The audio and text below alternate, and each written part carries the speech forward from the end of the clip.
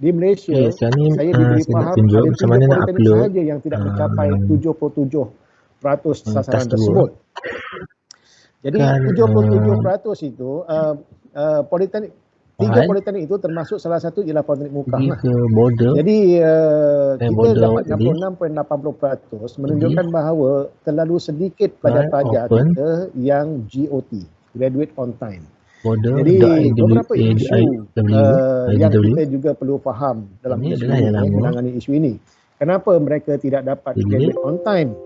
So antara isu-isu yang selalu dibangkitkan ialah tentang kesediaan ataupun pencapaian pelajar itu tidak dapat betul memenuhkan ataupun lulus pada setiap semester, terutamanya kepada program ataupun subjek-subjek yang menjadi prasyarat. Apabila subjek itu prasyarat dia tidak lepas, maka dia carry forward. Bila carry forward, carry paper, maka dia akan drag. Bila drag dia tak dapat lagi GOT tu.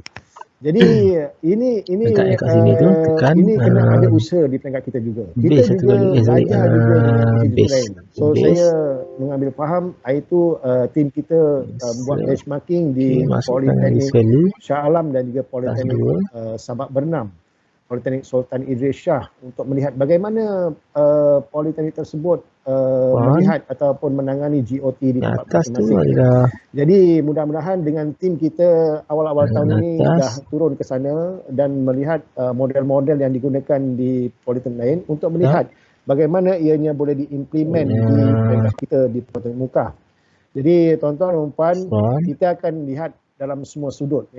Tidak satu hala, maksudnya kita juga akan tengok tentang pelajar-pelajar yang masuk ke tempat kita, bagaimana background dia, bagaimana lepasan SPM mereka. So antara yang selalu disebut ialah pelajar ini dari segi matematik dia tidak pencapaian tidak memberangsangkan. So apa kaedah-kaedah yang kita boleh gunakan bantu mereka? Bukan kaedah maksud saya tadi tu nak GOT ni nak bagi senang lepas, bukan begitu. Tetapi kita nak menyampaikan ilmu itu.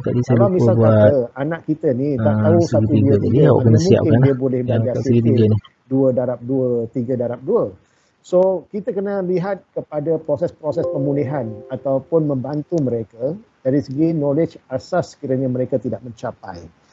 Jadi program-program pemulihan ataupun program-program kelas-kelas tambahan dan sebagainya, ini pada saya perlu kita rangka sebab dia demi untuk membantu pelajar-pelajar kita supaya mereka berjaya mengikuti pengajian yang kita offer itu dengan baik, walaupun pelbagai latar belakang.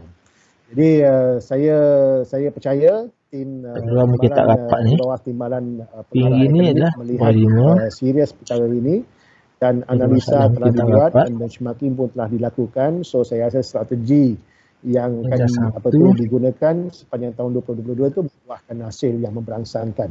So saya mohon juga kerjasama tuan-tuan dan puan untuk melihat kepada perkara ini, membantu bagaimana pelajar-pelajar itu. Jadi sini adalah ini boleh save as. Kita teruskan lagi dari segi pelajar kita, iaitu aspek kebolehpasaran.